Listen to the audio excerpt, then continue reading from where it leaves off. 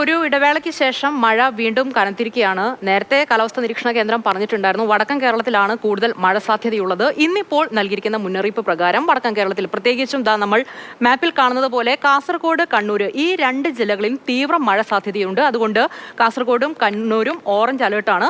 പിന്നെ 6 ജില്ലകളിൽ യെല്ലോ അലേർട്ടാണ്. സാധാരണഗതിയിലുള്ള മഴ പെയ്യും. അത് ഏതൊക്കെ ജില്ലകളാണെന്ന് നോക്കാം.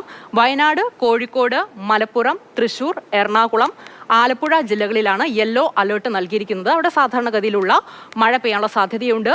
ഇനി പാലക്കാട്, ഇടുക്കി, കോട്ടയം, പത്തനംതിട്ട, തിരുവനന്തപുരം, കൊല്ലം ഇങ്ങനെ 6 ജില്ലകളിൽ നിലവിൽ മഴ മുന്നറിയിപ്പില്ല. പക്ഷേ മിതമായ തോതിൽ മഴ അവിടെ പെയ്യാനുള്ള സാധ്യതയുണ്ട്. നേരത്തെ തന്നെ കാലാവസ്ഥാ നിരീക്ഷണ കേന്ദ്രം പറഞ്ഞിരുന്നു ജൂലൈ 4 വരെ ഇടിമിന്നലോട് കൂടിയിട്ടുള്ള മഴ പെയ്യാനുള്ള സാധ്യതയാണുള്ളത്. അതുപോലെ തന്നെ ഒറ്റപ്പെട്ട ഇടങ്ങളിൽ ശക്തമായിട്ടുള്ള മഴയ്ക്കുള്ള സാധ്യതയുണ്ട്. തീരദേശ പ്രദേശങ്ങളിലൊക്കെ സാധാരണഗതിയിലുള്ള ജാഗ്രത തുടരണം എന്ന് തന്നെയാണ് കാലാവസ്ഥാ നിരീക്ഷണ കേന്ദ്രം അറിയിച്ചിരിക്കുന്നത്.